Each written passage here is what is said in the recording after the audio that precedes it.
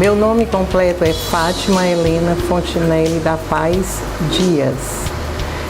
Meus pais foram José Gouveia da Paz Dias e Maria Helena Fontinelli da Paz.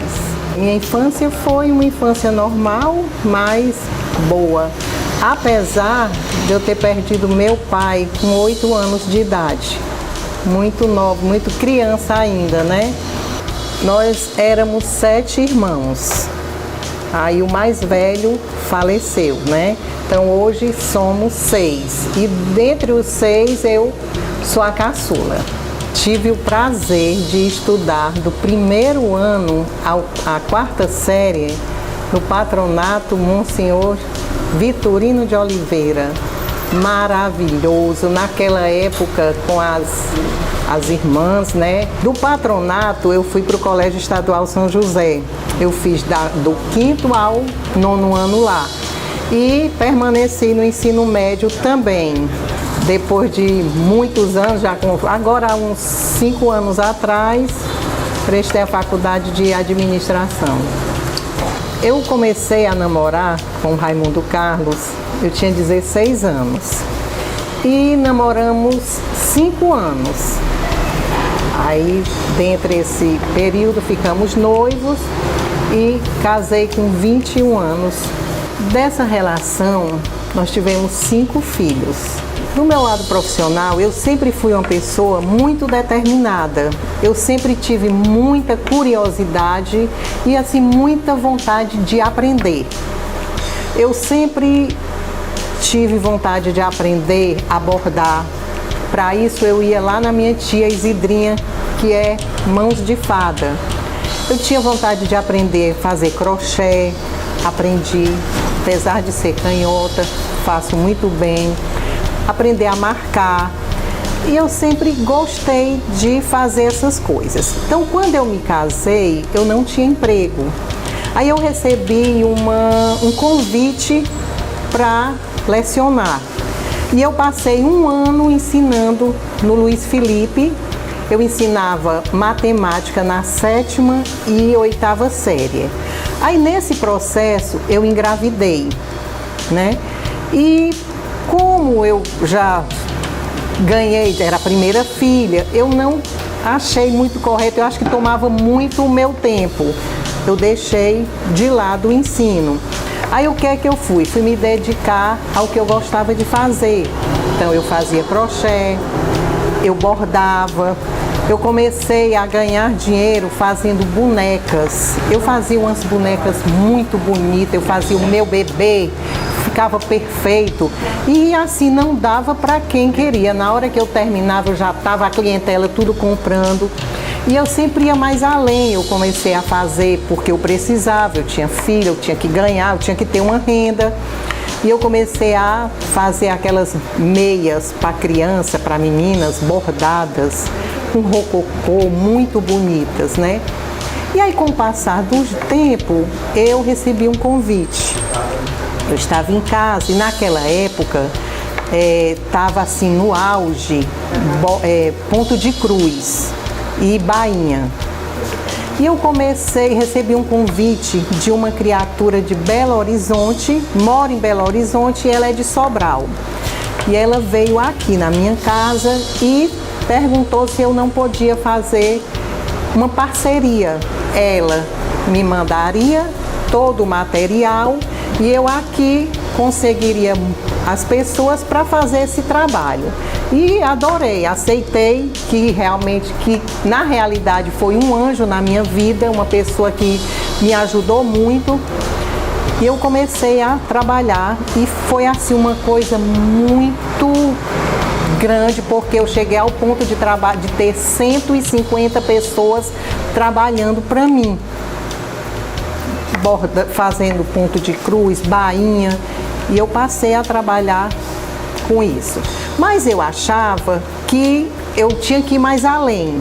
Como eu trabalhava para ela, eu tinha a oportunidade de trabalhar para mim também. Aí comecei a fazer as blusas, mandar confeccionar, e foi onde comecei a ser sacoleira.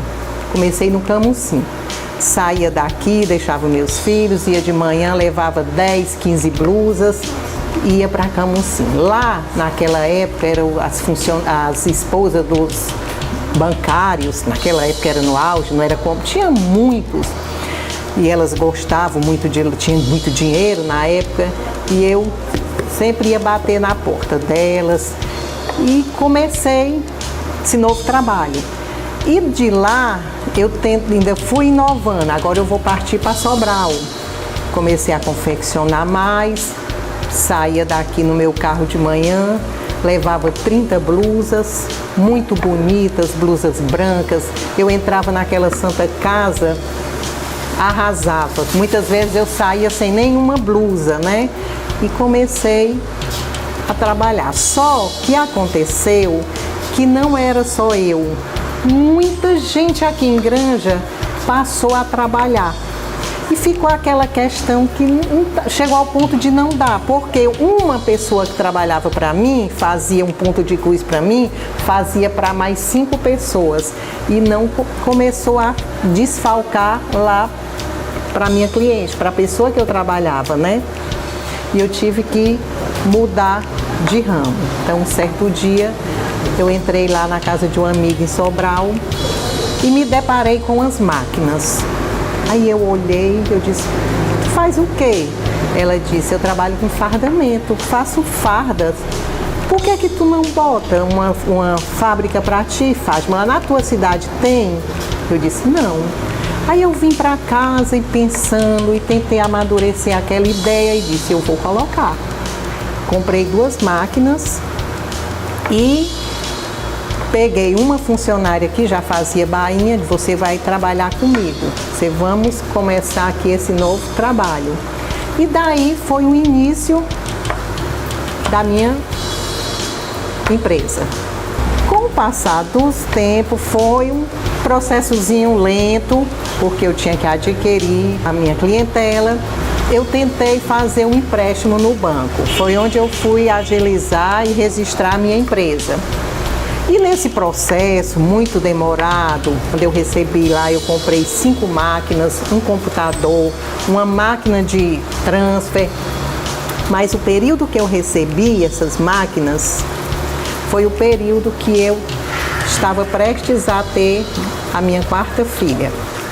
Aí deu assim uma desarrumada, porque era para eu estar começando e eu tive que cuidar da filha recém-nascida, teve meu resguardo. Eu sei que quando terminou, o meu capital de giro estava pouco. E o Mercosul, de portas abertas, mercadorias muito baratas. E aí deu, o que eu vou fazer? Aí tentei me rebolar, já estava com uma clientelazinha, tentei, só que como eu tinha que pagar, terminou a carência, eu tinha que pagar a minha conta no banco, eu não tinha o dinheiro suficiente. Eu fui rolando, e eu tentando me reerguer, que quando eu abri os olhos, eu estava prestes a perder as minhas máquinas. E tentei ainda fazer uma negociação, uma renegociação. E eu cheguei ao ponto de chegar para o gerente, pedir, o gerente disse, não tem mais, dona Fátima. E eu cheguei ao ponto de ouvir da boca do gerente, eu terei o maior prazer de ir na sua casa buscar suas máquinas. E foi concluído. Ele assumiu o lugar do oficial de justiça e ele veio pegar minhas máquinas. E eu fiquei sem nada, sem meus instrumentos de trabalho. E eu olhava para um lado e para o outro, e só problemas e problemas, e o que é que eu vou fazer da minha vida? 4 filhos, aí o que eu fiz? Eu pedia muito, eu tinha muita fé, eu sempre coloquei Deus acima de tudo na minha vida. Eu liguei para um amigo, e eu disse, um amigo que é como se fosse da minha família. E eu disse, eu estou precisando de você. Eu preciso comprar 2 máquinas, mas eu não tenho como. eu preciso que você me arranje uns cheques que no dia eu pago.